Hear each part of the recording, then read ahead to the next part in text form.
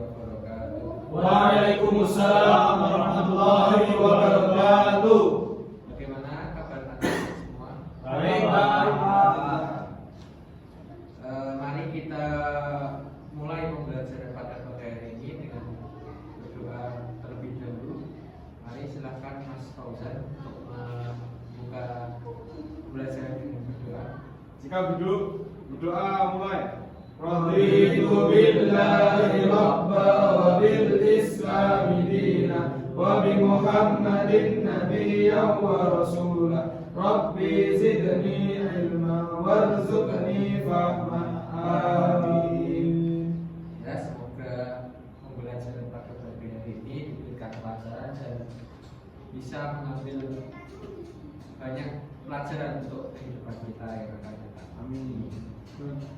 Pembelajaran pada pagi hari ini bertemakan atau berjudul dengan hasad. Kemudian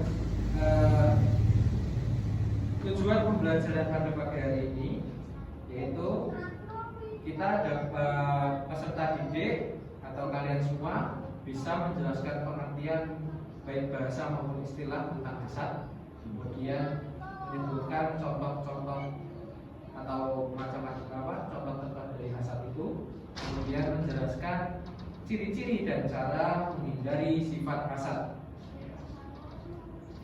Selanjutnya pengertian hasad. Secara bahasa, hasad berarti menaruh perasaan benci atas kecenderungan orang lain. Kemudian secara istilah, hasad adalah usaha mempengaruhi orang lain untuk tidak senang terhadap orang yang memperoleh keberuntungan atau karunia dari Allah. Biasa disebut dengan provokator. Hasad ini salah satu dari penyakit hati yang sangat besar. Hasad atau bisa disebut dengan dengki adalah sikap batin yang mana diri kita tidak senang terhadap nikmat yang diperoleh oleh orang lain dan berusaha untuk menghilangkannya dari orang tersebut. Imam Ghazali pernah mengatakan bahwa hasad adalah cabang dari syuh atau yang mana sikap batin yang batil untuk berbuat baik. Kemudian dalil tentang hasad, siapa yang bersedia membaca? Saya Pak. Ya, Mas Dut, silakan.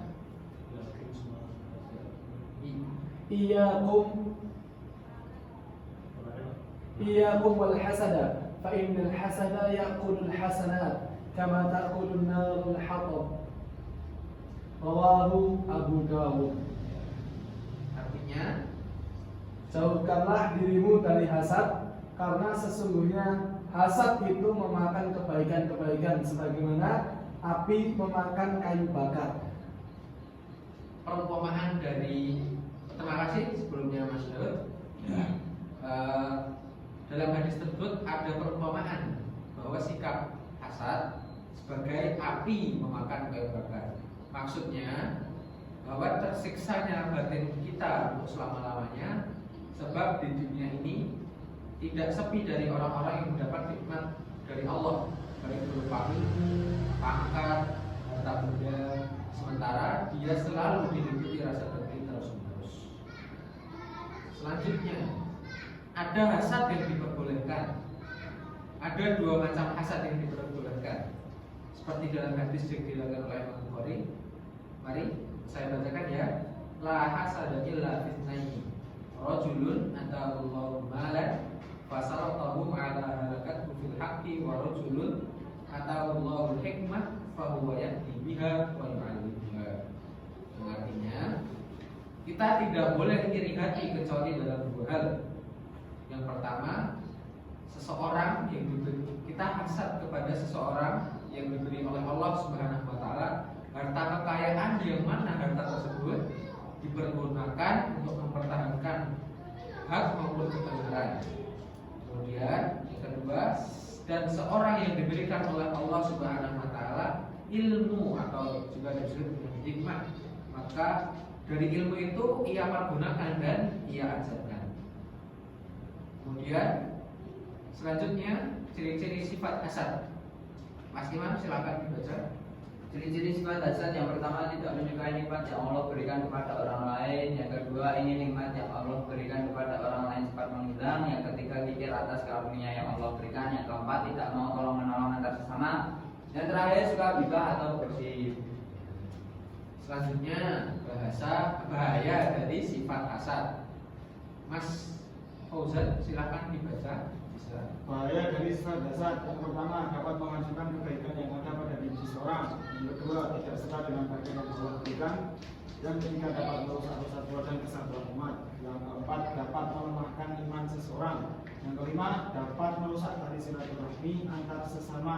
Yang terakhir menjadikan hidup menjadi tidak enak. Kemudian ada cara-cara kita untuk menghindari sifat hasad tersebut. Mari Mas Daud silakan dibaca. Cara menghindari sifat hasad. Yang pertama, selalu bersyukur atas nikmat yang Allah berikan. Yang kedua, banyak beribadah kepada Allah.